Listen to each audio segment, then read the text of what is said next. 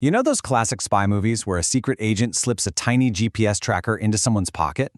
Well, the unsettling truth is we don't even need secret agents anymore. We are voluntarily carrying highly precise tracking devices everywhere we go. In today's Explainer, we're diving into a massive investigative report that completely shatters the illusion of digital privacy. We're going to look at exactly how our everyday smartphones are acting as pinpoint GPS trackers, fueling what they call the invisible trade. I know, it sounds a little dramatic to say we all have a tracking device in our pockets, but it's literally a technological fact. We are generating billions of highly sensitive data points every single day. And the wild part? We're doing it completely voluntarily. Just through the everyday utility apps we use, to check the weather, to shop online, or play a game on the commute, we are constantly broadcasting our exact coordinates. To really wrap our heads around the sheer scale of this tracking, consider this number, 3.6 billion.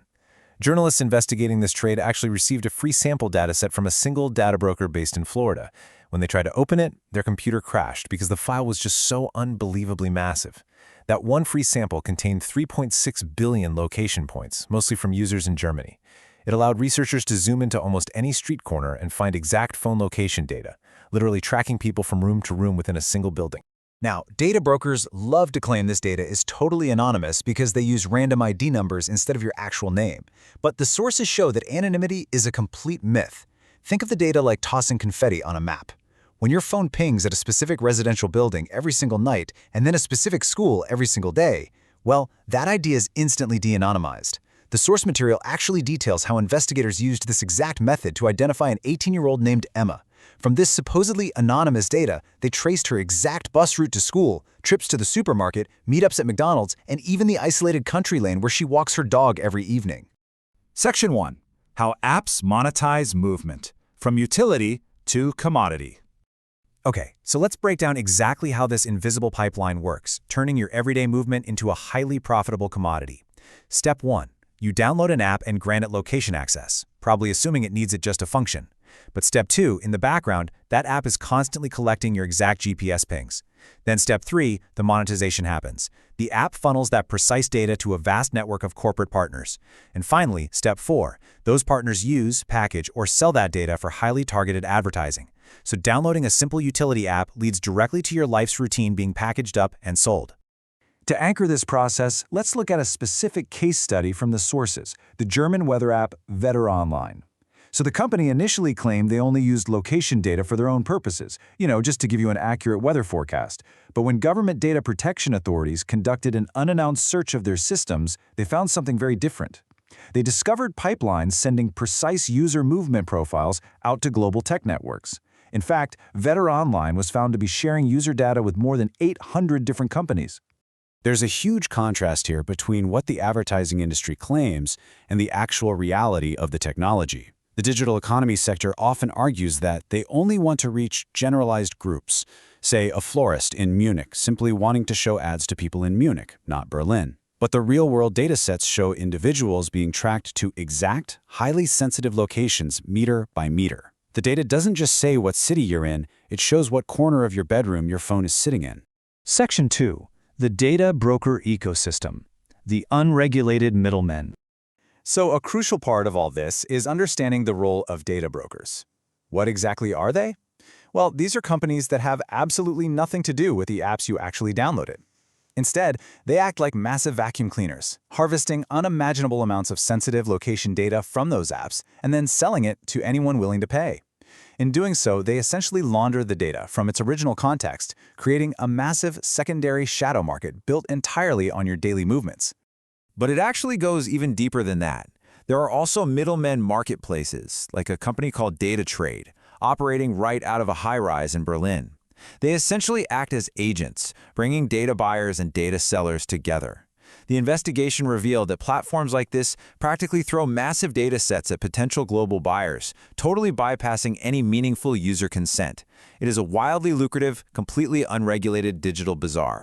Section 3. Real-world privacy threats. The human cost of data. The source data brilliantly illustrates why this isn't just some abstract privacy issue. It's a severe real-world security threat. This open ecosystem is tracking incredibly sensitive groups of people. We're talking about dissidents in exile, high-ranking government officials, military personnel on active front lines, and everyday individuals simply seeking healthcare. Let's look at how this impacts each of these groups, starting with dissidents. Take the case of Basma Mustafa. She's an Egyptian journalist who reported critically on the Egyptian government.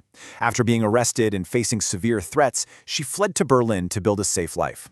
Yet, she is constantly harassed and physically followed by foreign agents in Germany.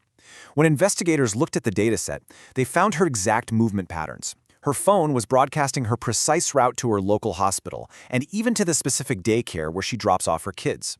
Intelligence experts noted in the source material that foreign agencies can just buy these commercially available datasets to easily track down dissidents in exile. Then there are the staggering national security implications. The data revealed the precise daily routine of a person working at a highly classified German and U.S. intelligence facility known as the Tin Can. Just by analyzing the data, anyone could see this intelligence worker's visits to their gym, a local beer garden, and various U.S. military bases. Former U.S. National Security Advisor John Bolton actually noted in the source material that this allows foreign adversaries to easily build a pattern of life for assassinations or kidnappings simply by purchasing app data. And out on the front lines, this data is literally fueling asymmetrical warfare. The source investigation found data points coming directly from Ukrainian soldiers in fiercely contested areas like Soledar. Obviously, these soldiers use their phones to maintain morale and contact their families. But the datasets didn't just reveal their exact command posts. They even showed they were connecting via Starlink. In one alarming instance, a Russian ballistic missile struck a command post just days after soldiers were seen heavily using their phones there. Data brokers are inadvertently allowing hostile militaries to simply purchase the coordinates of troop rotations. This threat extends deeply into civilian healthcare, too. Software like LocateX, which is made by a company called Babel Street, allows users to track cell phones visiting specific medical facilities. The source material highlights the case of Lauren Miller in Texas. She had to cross state lines to Colorado for a life-saving abortion due to severe medical complications. Because abortion is banned in her home state, authorities or activists could easily use commercial location data from everyday apps to track women like Lauren making these cross-state journeys, opening the door for severe legal retaliation. Section 4. A complete loss of control. The regulatory void. When we look at global regulation for this massive data pipeline, the sources paint a picture of an absolute void. Over in the United States, privacy advocates cited in the report note that the incoming administration may loosen data protection efforts even further, leaving the industry largely unregulated and wide open. Conversely, the European Union actually has strict GDPR privacy laws that explicitly prohibit trading precise location data without specific consent. However, because the ecosystem of buyers, sellers, and middlemen is just constantly shifting names and merging, enforcement is completely failing. The regulators literally cannot keep up with the shell game. And in a perfect, slightly terrifying twist of irony, the data shows that even the regulators themselves are caught in the web. The data set exposed the exact daily commutes, evening routines, and wealthy suburban homes of high-ranking EU Commission staff. These are the very individuals working directly for EU President Ursula von der Leyen on critical safety and security issues, and their exact coordinates are just floating around in free sample datasets provided by brokers in Florida. It represents a total, absolute loss of control over digital privacy. So here's what it comes down to. We trade our exact coordinates for the convenience of knowing the weather or playing a free mobile game.